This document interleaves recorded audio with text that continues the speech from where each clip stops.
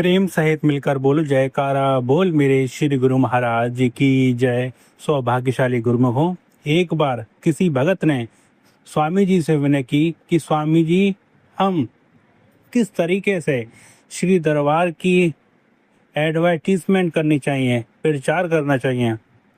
कुछ इस तरीके से उन्होंने विनय की तो हमारे श्री सतगुरुदेव महाराज जी ने फरमाया कि 80 कितनी बार कह चुके हैं कि तुसी अंदर बढ़ो तुसी फिर बाहर निकलते जाते हो।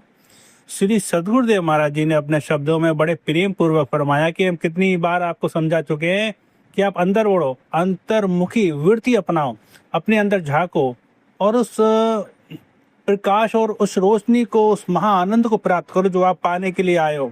आप सिर्फ बाहर की बातें किए जा रहे हो कि इन बातों में क्या रखा है।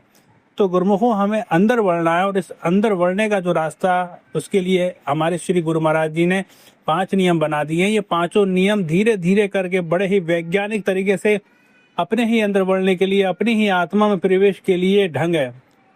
जैसे कि श्री आरती पूजा बाहरी रूप से तरीके से हमारी सुरती को एकाग्र करती है और एक स्थान पर ले आती है। हम सब तरफ से ध्यान एकाग्र करके अपने श्री गुरु महाराज जी पर एकत्रित करते हैं। तो बाहरी रूप से अपने आप को थोड़ा खींचना है, थोड़ा समेट लेना है।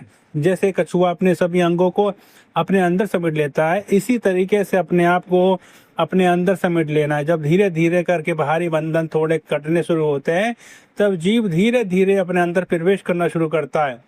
थोड़ा थोड़ा अपने आप का रास्ता उसे पता चलता है कि मोटे बंधन जगत के गुरु भक्ति से काट, छीने बंधन चित्त के काटे नाम प्रताप। इस दुनिया के जो मोटे मोटे बंधन है वो गुरु की भक्ति से कटते हैं। जब धीरे धीरे ये आश्रम में आना शुरू करता है, अपने समय को अपने श्री गुरु महाराज जी के लिए लगाना शुरू करता है, सेवा करता है, सत्पुरुषों के दर्शनों पर जाता है, तो गुरु भक्ति के ये जो बड़े साधन है, इन साधनों से बाहर के बंधन थोड़े ढीले पड़ने शुरू हो जाते हैं। जब आप अपने आप को थोड़ा समेट लेते हो, थोड़ा अपने आप को काबू में कर लेते हो और समझो कि हम 100% समय दुनिया के लिए नहीं दे सकते, हमें अपने आप को थोड़ा सा अपने आप को सीमित करना है। एक समय बांध लें कि जैसे सुबह मेरी श्री आरती का समय 6 से 7 बजे है या 7 से 8 बजे है, तो ये मेरा अपना समय है। कृपया करके मुझे समय में मत बुलाएं, मत परेशान करें। कोई श्री गुरु महाराज जी के साथ मेरी अपॉइंटमेंट है, इस समय मुझे परेशान न करें। उस समय अपना फोन बंद कर रखें। इसलिए कहा जाता है कि अपने आप को थोड़ा समेटें, दुनिया से छुट्टी लें थोड़ी, कि ये मेरा अपना समय है, मेरे अंदर जाने का टाइम है। ठीक ऐसे ही शाम के समय भी अपने आप को समेटने के लिए थोड़ा समय रख लें। तो धीरे धीरे ऐसा करने से बाहर के बंधन थोड़े ढीले होना शुरू होते हैं। जब रविवार का समय हम सत्पुरुषों के सत्संग में लगाते हैं, तो तब भी बाहर के बंधन थोड़े ढीले पड़ते हैं।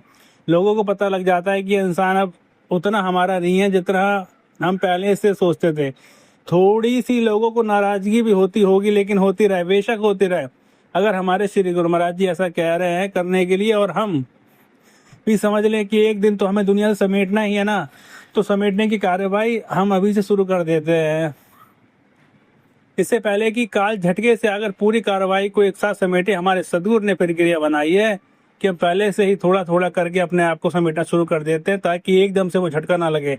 तो थोड़ा सा अपने आप को काबू में रखना है, अपनी बाहरी हरकतों पर, बाहरी बातों पर तो दुनिया से समय थोड़ा सा निकालना है। इसलिए सत्संग में नागा नहीं करना कभी भी। दुनिया के 10 काम छोड़ दो, सत्संग में पहुंचना है, क्योंकि सत्संग शुरुआत है।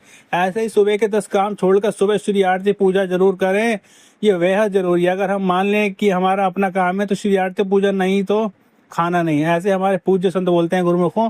तो बड़ी बख्शीश है हमारे ऊपर जो हमें ऐसे संतों की रहनुमाई मिली है, जो हमें सही रास्ता दिखाते हैं कि हम अपने आप को थोड़ा समेटें, हम थोड़ा सा दुनिया से अलग हों। इसलिए हम सुबह शाम श्री आरती के लिए दुनिया से थोड़ा सा अवकाश लेते हैं। इसलिए अमृत वेले भी थोड़ा सा समय अपने नींद के समय में से निकाल लेते हैं। सुबह अमृत वेले उठकर कुछ समय अपने श्री गुरु महाराज जी की याद में लगाना चाहिए। बोलो जयकारा बोल मेरे श्री गुरु महाराज जी की जय।